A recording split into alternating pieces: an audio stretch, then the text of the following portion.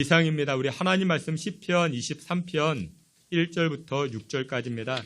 하나님 말씀 함께 봅니다. 시편 23편 1절부터 6절까지 우리 한 절씩 교독해 봅니다. 제가 1절 말씀, 여러분들이 2절 말씀, 1절 말씀 제가 먼저 봉독해 올립니다. 여호와는 나의 목자시니 내게 부족함이 없으리로다.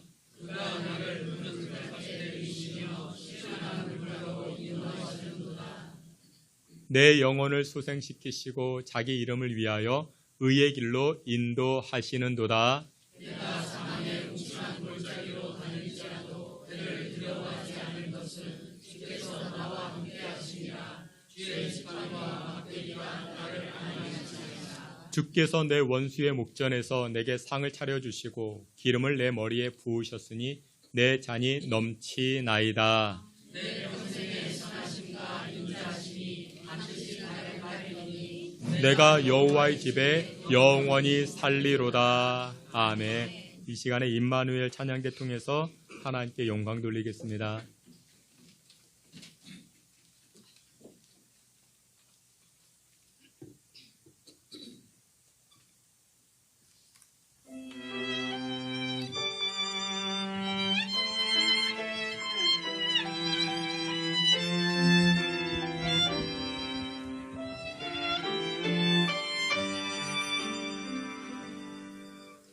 나 가진 마음 너무 작은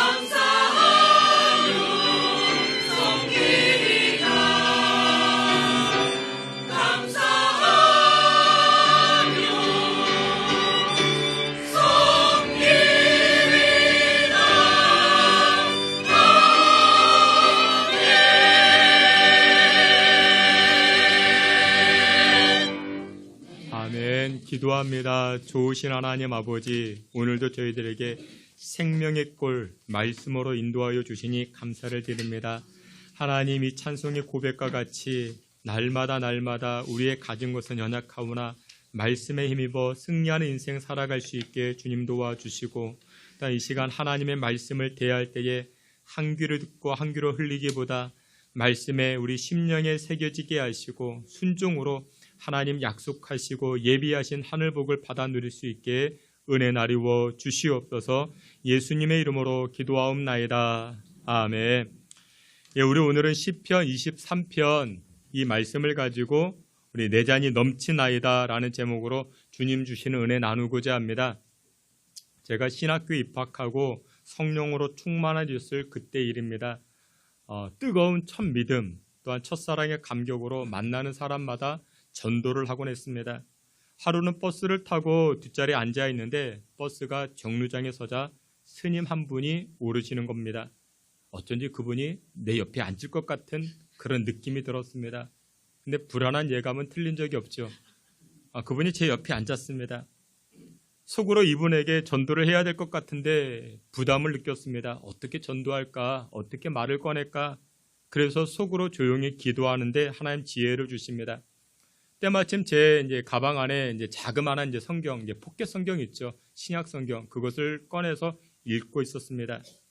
제가 성경을 읽고 또한 이렇게 성경을 꺼내서 보는 것을 보고 그 스님이 이렇게 이야기합니다. 먼저 말을 걸어옵니다. 청년, 예수 믿으시오. 청년, 예수 믿냐? 이렇게 물어봅니다.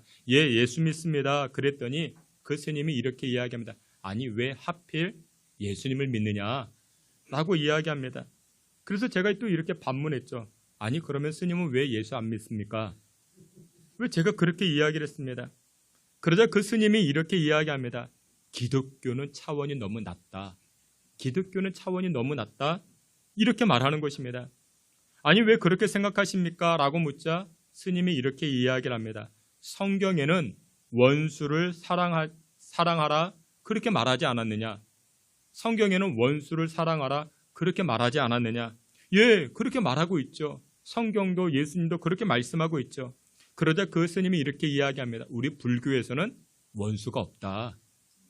우리 불교에서는 원수가 없다. 근데 기독교는 자꾸만 원수를 만들지 않느냐? 그러니까 기독교는 너무 차원이 낮다. 그런 주장입니다. 그래서 제가 그 스님에게 이렇게 이야기했습니다. 스님, 지금까지 살아오시면서 마음에 부담이 되는 사람이거나 만나고 싶지 않는 사람, 쳐다도 보고 싶지 않는 사람, 그런 사람 있으셨습니까? 없으셨습니까? 아니, 그런 사람이 당연히 있지. 왜 없었겠느냐? 그런 사람이 바로 원수입니다. 그런 사람이 바로 원수입니다. 성경은 있는 원수를 없다 말하지 않고 있는 그대로 원수라고 이야기를 합니다. 그러나 성경은 그 다음을 또 이야기를 합니다. 그 원수를 어떻게 대할 것인지, 그 원수를 어떻게 상대할 것인지를 성경은 말씀하고 있습니다. 예수님도 이 땅에 오신 목적이 무엇이냐? 죄로 인하여 하나님과 원수된 우리 인간을 화목하게 하기 위하여 예수님께서 이 땅에 오신 것입니다. 성경은 그렇게 기록되고 있습니다. 라고 이야기했더니 그분이 아무 말을 못하십니다. 여러분들, 사실 성경을 보면 원수라는 단어가 종종 등장을 합니다. 오늘 우리가 함께 보았던 시편 23편에서도 원수라는 단어가 등장하죠. 원수의 목전에서. 여러분들에게도 원수가 있으십니까? 여러분들, 예수님도 원수에 관하여 말씀합니다. 심지어 그 원수가 어디에 있다? 내 집안 식구가 너의 원수가 된다라고 이야기하십니다. 그래서 여러분들, 이런 우스갯 이야기도 있죠. 결혼을 앞둔 이제 손녀딸이 이제 결혼을 하는 그런 상황 가운데 있는데 할머니에게 물어봅니다. 할머니는 결혼하고 나서 할아버지를 뭐라고 불렀어? 처음부터 영감이라고 부르진 않았지. 그 할머니가 이야기합니다. 나도 결혼하고 처음에는 여보라고 불렀지. 근데 할머니 지금 뭐라고 불러? 원수라고 부른다. 근데 벌써부터 원수가 되면 안 되죠. 우리 양옆에 계시는 분들에게 한번 인사했으면 좋겠습니다. 사랑합니다. 반갑습니다. 한번 인사하겠습니다. 여러분, 성경에서 말하는 성도들의 궁극적인 원수는 바로 마귀 사탄을 의미합니다. 그래서 마귀를 대적하라 이야기합니다. 마귀는 평생 여러분들을 따라다니면서 하나님에게서 멀어지도록 하고 우리를 괴롭히는 것, 그것이 바로 마귀인 것입니다. 근데 오늘 본문 이 시편에서 시편 기자는 여호와 하나님을 목자 삼게 되면 선한 목자 대신 그 여호와께서 우리에게 베풀어 주시는 은혜가 있는데 그 은혜가 무엇이냐? 원수의 목전에서 상을 차려주신다. 원수의 목전에서 상을 베풀어 주시는 은혜로우신 하나님이라 오늘 성경은 소개하고 있습니다. 그러면 여러분들, 우리가 우리의 선한 목자 되시는 여호와 하나님을 우리가 따라가게 될 때 하나님은 원수의 목전에서 우리에게 어떤 은혜를 베풀어 주실까요? 첫 번째는 이것입니다. 풍성한 은혜를 허락해 주신다 말씀하십니다. 여러분들, 믿음 생활은요, 여러분들 신앙생활은 매일매일 꽃길만 걸어가고 낙엽불 밟은 그런 산책길이 아닌 것입니다. 여러분들 신앙생활, 믿음의 생활은요, 우리가 조금 전에 우리 몇 주간에 걸쳐서 보았죠. 이 시편 23편 이 4절 말씀에 보면 내가 사망의 음침한 골짜기로 다닐지라도, 여러분들 신앙생활이 그와 같은 때가 있습니다. 믿음의 여정이 그와 같습니다. 믿음의 생활이요, 매일매일 꽃길과 이렇게 기쁨의 길과 감사, 여러분들 그게 아니라 사망의 음침한 길을 걸어갈 수가 있습니다. 그렇다고 여러분들 신앙생활에 매일매일 고난과 고통의 연속이냐? 그것도 아닙니다. 여러분들 신앙생활에 공식 하나가 있습니다. 신앙생활의 공식 하나가 무엇이냐? 고난이 찾아왔으면 그 다음에는 무엇이 있다? 축복이 있습니다. 고난 다음에는 축복이, 명확한 축복이 다가옵니다. 이 사실을 여러분들 기억하셔야 됩니다. 여러분들, 악한 마귀가 예수님을 믿지 못하게 하는 방법 가운데 한 가지가 무엇이냐? 너 종교 바꾸면 너 집안에 우환이 생겨. 그런 마음을 줍니다. 너 교회 안 가다가 교회 가면은 너 자녀들에게 무슨 사고 사건이 생겨. 이런 마귀가 우리에게 그런 마음을 줍니다. 그런데 오늘 본문에 우리 예수님, 우리 여호와 하나님을 선한 목자로 삼게 되면은 오히려 어떻게 한다? 원수의 목전에서 우리에게 무엇 해주신다? 상을 베풀어 주신다. 풍성한 은혜를 베풀어 주신다 말씀하고 있는 것입니다. 우리 앞에 있는 말씀 함께 보시겠습니다. 우리 요한복음 10장 10절 우리 다 함께 보겠습니다. 도적이 오는 것은 도적질하고 죽이고 멸망시키려는 것뿐이요 내가 온 것은 아멘. 근데 무슨 말씀이냐? 파괴하고 손해보고 망하게 하는 그런 일을 누가 합니까? 마귀가 한다라는 것입니다. 그런데 우리 선한 목자 되시는 여호와 하나님께서는 우리에게 무엇 하시는가? 생명으로 풍성케 하시고 치유시키시고 회복시키신다 말씀하고 있는 것입니다. 그런 선한 목자를 우리는 어떻게 한다? 날마다 붙잡고 살아가는 것입니다. 그 선한 목자를 날마다 신뢰하며 의지하며 나아가는 것입니다. 그래야 할 때 넉넉한 은혜, 풍성한 기쁨, 말로 표현할 수 없는 충만함을 약속하고 계시는 줄 믿으시길 축원합니다. 그래서 여러분들, 이 생명의 은혜를 맛본 사람들은 무슨 고백을 할까요? 이 생명의 은혜를 맛본 사람, 이 풍성한 은혜를 맛본 사람들은 이런 고백을 합니다. 내 잔이 넘치나이다. 내 잔이 넘치나이다. 그래서 오늘 본문의 5절 하반절에 그렇게 이야기합니다. 내 잔이 넘치나이다. 여러분들 저를 한번 따라해 보시길 바랍니다. 내 잔이 넘치나이다.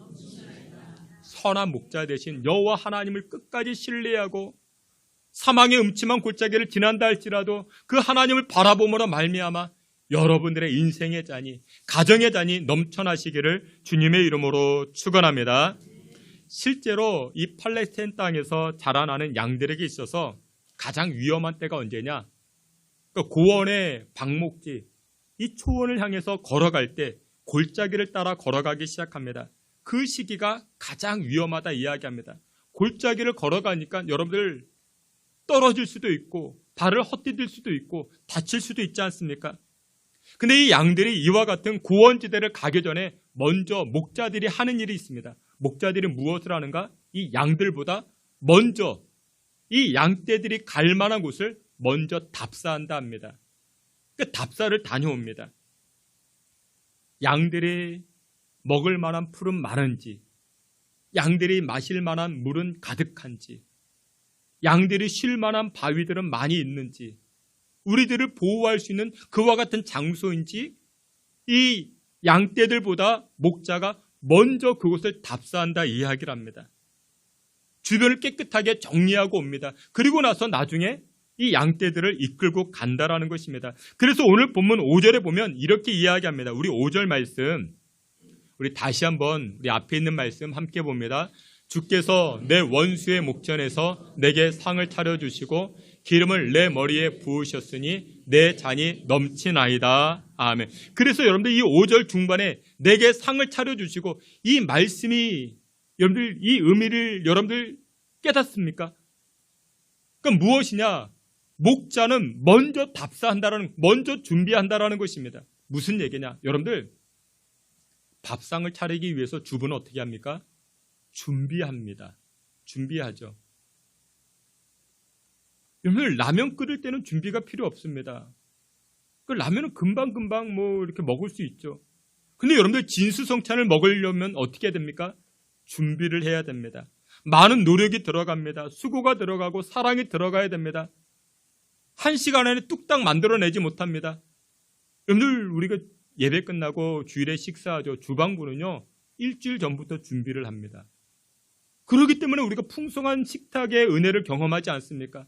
마찬가지로 우리의 선한 목자 되시는 우리 주님께서 여러분들에게 풍성한 잔치상, 넉넉한 상을 베풀기 위해서는 우리 주님 어떻게 하십니까? 미리 답사하십니다. 그 얘기는 준비하신다라는 것입니다. 여러분 그렇습니다. 우리의 선한 목자 되시는 여호와 하나님은요, 여러분들에게 풍성한 상을 베풀시기 위해서, 풍성한 잔치상을 만들어가기 위해서 우리 하나님은 준비하시고 예비하시는 하나님이신 줄 믿으시길 축원합니다. 그렇다면 이와 같이 준비된 만찬, 푸른 초원에 잘 차려진 이 목초지에서 피로를 풀고 안식을 취하는 이 양들의 입에서는 무슨 고백이 나올까요? 이런 고백이 나오지 않겠습니까? 내 잔이 넘치나이다. 그 얘기는 뭐예요? 내 배가 부르나이다. 여러분들 준비된 맛있는 식사를 하고 나서, 여러분들 우리가 이제 주일에 예배를 드리고 식사하고 나면은 맛있게 먹고 나서 내 배가 부르나이다. 그 고백이 내 잔이 넘치나이다. 그 고백과 똑같은 것입니다.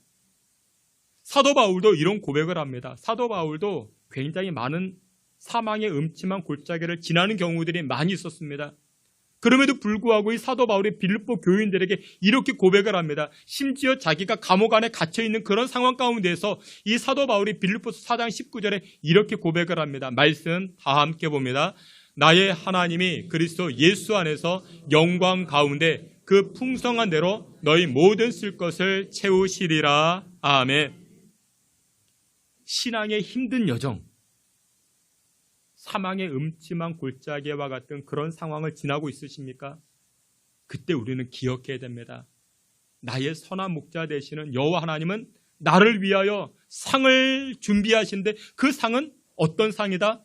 풍성한 대로 넘치는 상이다 라는 사실을 믿으시길 주의 이름으로 축원합니다. 그래서 목자는 이 험난한 계곡을 지나는 양들을 향하여 이렇게 이야기합니다. 사망의 음침한 골짜기, 그 고난길을 지나는 이 양떼들을 향하여 목자들은 그 귀를 향하여 이렇게 속삭입니다.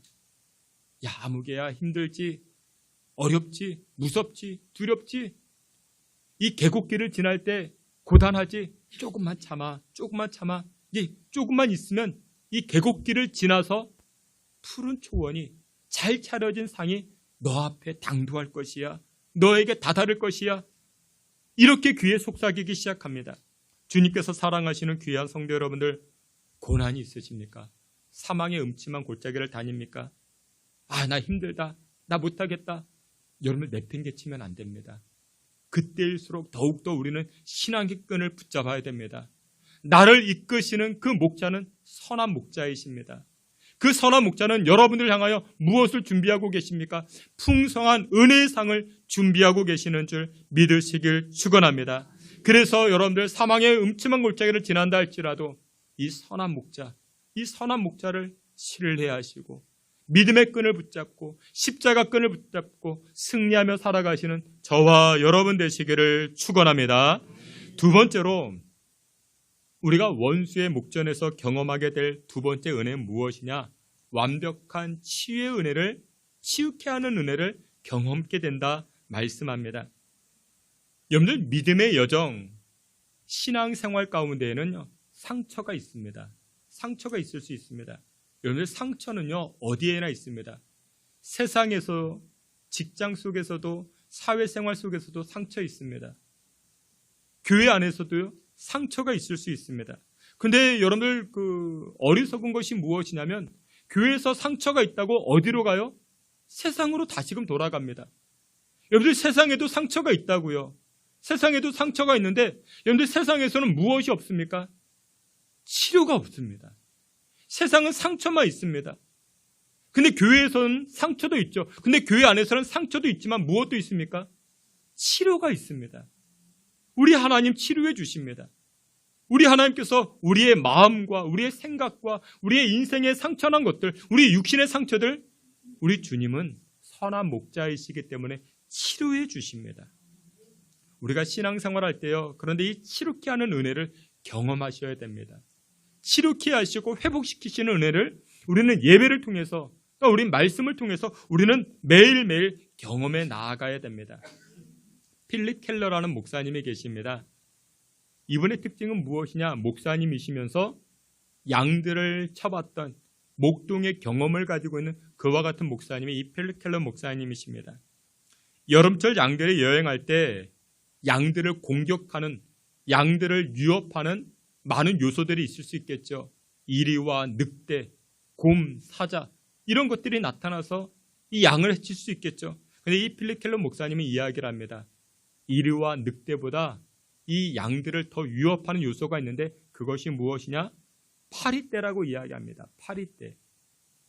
여러분들 이 팔레스타인 땅에는 파리떼가 굉장히 많다 합니다. 큰 검정파리, 쇠파리, 말파리, 발 뒤꿈치 파리, 코파리, 사슴파리, 진드기, 모기, 여러 종류의 파리들이 정말 많다고 합니다. 근데 이렇게 수많은 파리 종류 가운데 특별히도 코파리라는 것이 있다 합니다. 코파리. 이 작은 코파리들은 양의 코에, 이 양의 코가 이렇게 촉촉하고 끈끈한 점막으로 이루어져 있으니 거기에다가 알을 낳으려고 한다 합니다. 이 코파리가 언제든지 그 기회를 노리는 거예요.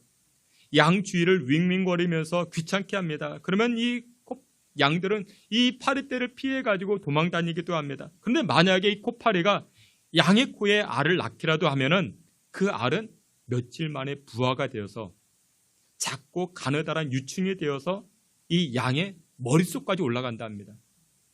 그러면 이 양은 머리에 염증이 생겨가지고 이 뇌에 염증이 생겨가지고 대단히 고통스러워한다 합니다. 머리 염증 때문에 이 양들은 너무 고통스러워서 떼굴떼굴 구르기도 하고 자기 머리 나무에 막 들이받기도 하고 이때 이 팔레스타인 이 목동들은 이렇게 이 코파리로 인해서 고통당하는 이 양들을 치료하기 위해서 어떻게 하는가? 치료 방법이 이것이라 합니다. 여러 가지 향료를 섞은 다음에 이 향료를 올리브 기름과 범벅을 시킨다 합니다. 그리고 이 올리브 기름을 어떻게 하는가? 양들의 코, 양들의 귀, 양들의 이 목에 발라준다 합니다. 그러면 이것이 이 기름이 향균 작용을 일으켜가지고 이 유충이 죽게 된다 이야기를 합니다. 그래서 오늘 본문 5절을 보게 되면 이렇게 이야기합니다. 5절 말씀 우리 다 함께 봅니다. 주께서 내 원수의 목전에서 내게 상을 차려주시고 기름을 내 머리에 부으셨으니 내 잔이 넘치나이다. 아멘. 기름을 내 머리에 붓는 이유가 무엇이냐? 이 양들을 치료하고 있다는 것입니다. 여러분들 그렇습니다. 여호와 하나님을 나의 선한 목자로 삼게 되면 그 하나님은 나를 치료해 주십니다. 우리가 무엇이 치료받아야 되겠습니까? 여러분들 우리는 다 상처를 가지고 있습니다. 과거의 상처, 마음의 상처, 육신의 상처, 생각의 상처, 우리는 다 상처가 있습니다. 그 상처를 어디에서 치료받을 수 있겠습니까?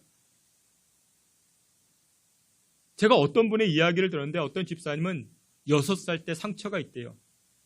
아버지에 대한 상처가 있대요. 그분이 40살이 넘었습니다. 30년 동안 그 상처를 안고 있는 거예요. 어디 가서 그 상처를 치료받겠습니까? 근데 그 상처를 누가 치료해 주십니까? 우리 예수님이 치료해 주십니다. 예수 그리스도를 나의 선한 목자로 삼을 때 그 예수님께서 나의 마음의 상처도 육신의 상처도 인생의 상처도 치료해 주시는 줄 믿으시길 축원합니다. 그래서 이사야 58장 8절은 이렇게 이야기합니다. 내가 애굽 사람에게 내린 모든 질병 중 하나도 너희에게 내리지 아니하리니 나는 너희를 치료하는 여호와임이니라. 그렇습니다. 하나님은 우리를 치료하십니다. 여호와 하나님을 여러분들의 선한 목자로 삼으십시오.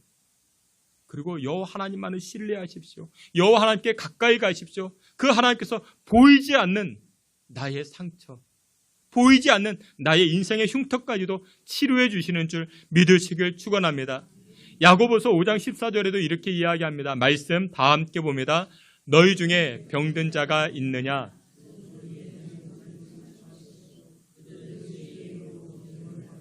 위하여 기도할지니라. 아멘. 여러분, 이 야고보서 말씀에서도 병든 자가 있느냐? 기름을 바르라 이야기합니다. 같은 내용입니다. 우리가 여호와 하나님 앞에 나아갈 때 하나님 우리를 치료해 주십니다. 춘천에 사는 어느 여학생 이야기입니다. 그러니까 기독신문 칼럼에 실렸습니다. 어렸을 때 이 여학생이 할아버지와 할머니와 함께 살았는데 할아버지는 도박 중독에 빠졌고 할머니는 댄스 중독에 빠졌고, 어떻게 이런 가정이 있을 수 있을까? 자신의 아버지는 이 할아버지 할머니 원망하면서 술 중독에 빠졌고, 그러니까 할아버지 할머니 아버지가 다 중독에 빠졌습니다. 여러분, 이런 가정에서 온전한 교육이 이루어질 수 있겠습니까? 그래서 이 자매는 매일매일 집에 들어가는 것이 지옥입니다. 학교 끝나고 집에 가도 자기를 반겨주는 사람이 없습니다. 할아버지는 도박 중독, 할머니는 춤바람, 아버지는 술독에 빠져. 그건 매일매일이 너무나도 힘든 것입니다. 뿐만 아니라 자기 몸도 굉장히 아팠다 이야기합니다. 건강하지 못했대요. 천식이 있고 비염이 있고 또 잠잘 때마다 가위 눌림이 있고, 그러니까 검은 물체가 누른대요. 그러면 꼼짝달싹 못하니까. 그런데 이것은 영적인 문제이죠. 이렇게 하루하루 보내는데 옆집에 살던 어느 할머니가, 이 할머니는 절에 다니는 할머니래요. 이 할머니가 자기 집안 내력 다 알고 있으니까 이렇게 이야기하더래요. 야, 아무개야, 너는 교회 가야 된다. 절에 다니는 할머니인데 절에 다니는 할머니가 야, 너 교회 가야 된다. 이렇게 이야기하더래요. 여러분, 그런 경우들이 종종 있습니다. 너 집안 문제 해결하기 위해서, 너의 문제가 인생이 풀리기 위해서 너 교회 가야 된다. 이렇게 이야기하더래요. 이 자매가 교회 갔습니다. 예수님을 만났습니다. 놀랍게 변화가 됐습니다. 치료가 되는 겁니다. 과거의 상처가 치료가 되고, 가정의 상처가 치료가 되고, 인생의 상처가 치료되는 것입니다. 그리고 나서 이 자매가 비전을 발견하는데 춘천에 살았죠. 춘천의 의과대학에 들어갑니다. 수련을 마치고 이게 이 병상을 다니면서 치료해 주는 거예요. 청진기를 가지고 치료하면서 또 무엇을 가지고 기도해 주면서 치료해 되는 거예요. 환자들을 기도해 주면서 의사가. 여러분, 이 여인이, 이 여학생이 이렇게 예수님으로 말미암아 치료가 된 것입니다. 주께서 사랑하시는 성도 여러분들, 우리도 마찬가지입니다. 선한 목자 되시는 예수님을 우리가 가까이 하며 살아갈 때, 그 예수님을, 그 여호와 하나님을 우리가 신뢰하며 살아갈 때, 그 여호와께서 마음의 상처들, 우리 인생의 상처들을 치료해 주시는 줄 믿으시길 축원합니다. 마지막 세 번째로, 선한 목자 되신 여호와께서 주시는 은혜가 무엇이냐? 우리로 하여금 새로운 출발을 시키십니다. 새로운 출발. 여러분, 성경을 보게 되면요, 종종 사용되는 표현 가운데 기름 부음이라는 단어가 등장을 합니다. 기름을 부어주십니다. 소극적 표현으로는, 소극적 의미로는 아까 말씀드린 것처럼 치유케 하시는 의미가 담겨져 있고, 적극적 의미에서는 새로운 출발의 의미가 담겨져 있습니다. 구약에서 하나님께서는 왕을 삼으시고 제사장을 세우실 때 하나님은 예식을 치르게 하시는데, 그 예식이 무엇이냐? 꼭 기름을 붓게 하십니다. 이스라엘의 초대 왕 사울이죠. 하나님은 사무엘이 찾아가게 하셔가지고 이 사울 머리에 기름을 붓게 하십니다. 그러면 이 사울은 그냥 평범한 인생에서 왕이라는 그런 새로운 출발을 하게 되는 것입니다. 또 어느 날은 하나님은 이 사무엘에게 다윗이라는 어린아이에게 기름을 붓게 합니다. 이 다윗은 목동이었습니다. 근데 이 사무엘이 기름을 붓게 되자 이 다윗은 목동에서 새로운 출발을 하게 됩니다. 왕으로서 새로운 출발을 하게 됩니다. 오늘 본문 시편 23편에서 기름을 부어주신다라는 것은 또다시 말해서 여러분들을 치료하시고 치료로 끝나는 것이 아니고 어떻게? 새롭게 출발하라 말씀하고 있는 것입니다. 새로운 출발을 우리에게 말씀하고 있는 것입니다. 여러분들 그렇습니다. 하나님은 우리에게 기회를 주십니다. 우리를 치료하시고 우리를 건강케 하시고 우리의 과거의 상처들을 다 보듬어 주시고 그것으로 끝나는 것이 아니고 그 다음에 너 다시금 일어나야 돼. 너 다시금 시작해야 돼. 너 출발해야 돼. 이런 의미로서 우리에게 말씀하고 있는 것입니다. 주께서 사랑하시는 귀한 성도 여러분들, 여호와 하나님을 선한 목자 삼으시길 바랍니다. 내 인생의 절망, 내 인생의 답답함, 내 인생의 끝 아닙니다. 선한 목자 되신 여호와 하나님을 나의 주인으로 삼을 때 우리의 인생은, 우리의 가정은 다시금 출발케 되는 줄 믿으시길 축원합니다. 말씀의 결론을 맺도록 하겠습니다. 우리 인생길이 매일매일 꽃길이었으면 얼마나 좋겠습니까? 낙엽을 밟고 은행잎을 밟으면서 그렇게 산책하는 그런 길이었으면 얼마나 좋겠습니까? 그런데 오늘 성경은 말씀합니다. 오늘 성경 4절에 내가 사망의 음침한 골짜기로 다닐지라도 우리 인생에 사망의 음침한 골짜기와 같은 그런 길이 놓여질 수 있습니다. 그때 우리는 어떻게 해야 됩니까? 나를 이끄시고 나를 사랑하시는 그 목자는 선한 목자다. 여호와 하나님은 나의 인생의 선한 목자다. 그 여호와 하나님만 붙잡고 가는 것입니다. 그 하나님만, 그 십자가만 붙들고 살아갈 때 그 선한 목자 되시는 여호와께서 여러분들의 상처도 치료해 주시고 여러분들의 인생도 여러분들의 자녀들도 새 출발할 수 있는 은혜를 부어주시는 줄 믿고 살아가는 이번 한 주간 되시기를 주님의 이름으로 축원합니다. 아멘. 하나님 아버지, 여호와 하나님을 나의 목자 삼고 선한 목자로 바라보며 끝까지 붙들고 살아가는 이번 한 주간 되게 하사 그로 인하여 하나님 풍성케 하시고 넘치게 하시는 우리의 잔이 넘치나이다 고백하는 복된 한 주간 되게 하여 주시옵소서. 예수 그리스도의 이름으로 기도하옵나이다. 아멘.